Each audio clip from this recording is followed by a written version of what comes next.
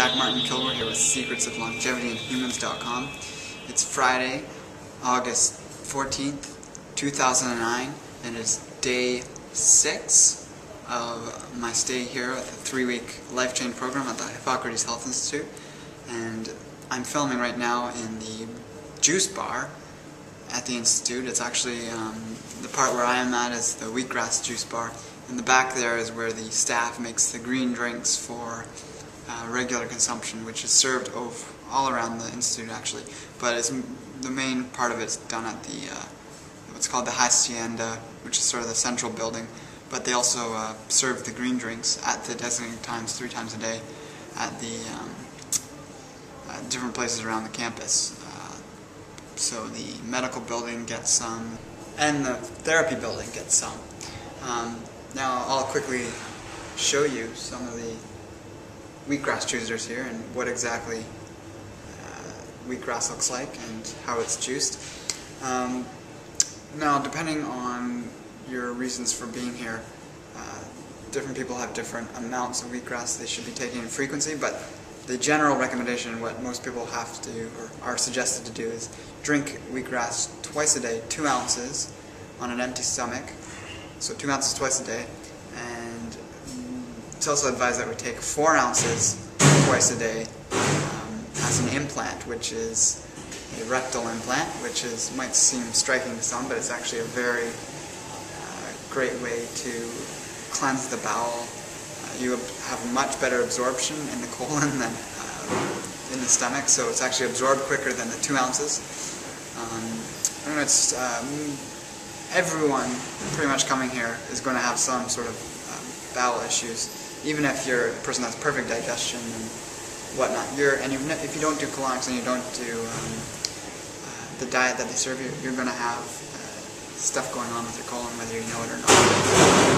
Some banging going on the back there. I'll just speak over it. So yeah, here's where they store the wheatgrass. I'll just show that to you right now.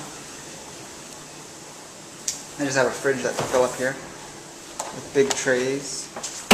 Oops. There's just tons of wheatgrass that they have here. And yeah, so when you were to want to juice some, you'd come here at a time. You take it, you would stick it in here with it on. Actually, here I'll do a little bit just to show. So you got it in there like that. That's what the wheatgrass juicer looks like. Someone's left all this stuff at the end here. Hold on. So I just pulled out some of the pulp there that someone forgot to clear away. But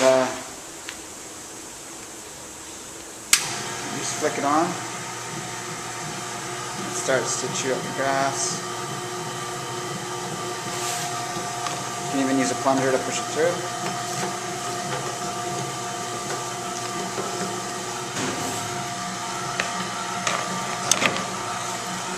Now you see, it starts spitting out some juice.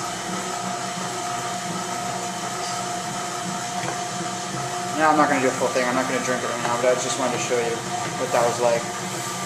And right then you just turn it off, empty it, do whatever. Yeah, someone left a little mess here. It's usually most people clean up after themselves. I don't know who that was, I'm not going to try and name names.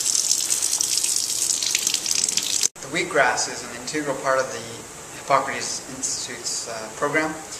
Anne Wigmore, the founder of the Institute when it was located up in Boston, healed herself of bowel cancer as well as arthritis using wheatgrass and sprouts. So it's the core part of the program, so they've stuck with it, and it's actually a very powerful food, and especially, well, it's a very powerful juice, but it's considered a food. It's very high in chlorophyll. It's one of the highest. I think the only thing that really beats it is chlorella. So it's about 3 to 4% chlorophyll. It is very high in essential minerals. In fact, all grasses are unique plants in the sense that no matter what minerals are in the soil, that's what minerals end up in the plant. So if one thing you can do, I don't know for sure whether they do it here or not, but I'm sure they would, since I've heard Brian recommend doing it, is when you grow your wheatgrass or any sprouts in soil for that matter, if you use dilute ocean water, and ocean water has all known minerals in it, you're going to end up with all known minerals in the plants that you're consuming. So that's a very good practice if you're growing wheatgrass at home. You can add that to it. Either get it yourself if you know a very clean place by the ocean that you can get this water and dilute it, quite dilute, because the sodium's quite harsh on the plants, but the trace minerals and essential minerals are very good for it. Or you can buy it from some people. They sell ocean water and then you dilute it yourself. Wheatgrass is also a complete protein. It's very high protein as well. So when you're consuming it twice a day, you're getting a good number of grams of protein right there. All greens, like I've been saying, all greens are complete proteins. So this is phenomenal for anyone wanting to gain muscle mass, whether you're an athlete, a bodybuilder, or you just need the extra raw amino acids to overcome your illness or for general health. It's very good for that. Some other properties of wheatgrass is high in a variety of vitamins, all the common A, B's, vitamin K, a variety of others. And so all these amazing properties makes wheatgrass a very overall cleansing food. It's very good for liver health, and when you take it rectally, which some people are squeamish about, but it's a great way to take it, the hepatic vein, which is in the walls of the colon, goes straight to the liver. So you're going to immediately get a liver detoxifying effect when you take anything rectally. So there's a whole thing with coffee enemas, which are actually a little harsh on the body. I wouldn't recommend doing them myself. But the whole reason for taking them is if you're doing some sort of cleanse, it actually stimulates the alkaloids in coffee. Because it goes straight to the liver, it stimulates the flow of bile in the liver to the gallbladder.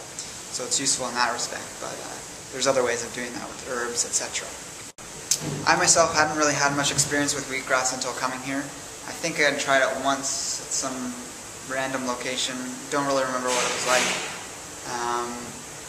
But I was looking forward to trying it here, and I really enjoy it here. Most people talk about the taste being really hard to take, but those people who are here who have said they've had negative experiences with wheatgrass often say they really like the wheatgrass here. It's got a very sweet taste. I find it makes up for the lack of dessert with the meals.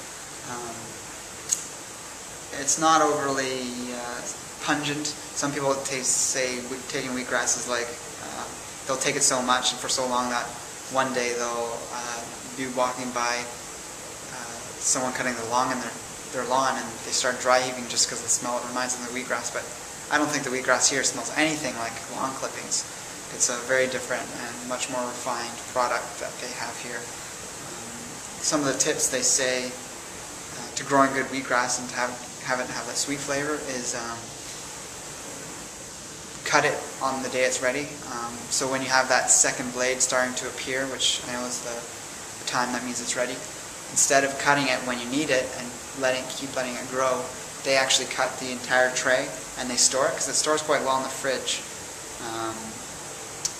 And I know that goes against what Ann Wigmore originally taught, but Michael, the head of the sprout greenhouse and wheatgrass growing here, who gives lectures on that, that's his recommendation, and he's the top guy for doing that here, so you should know him. They have great grass.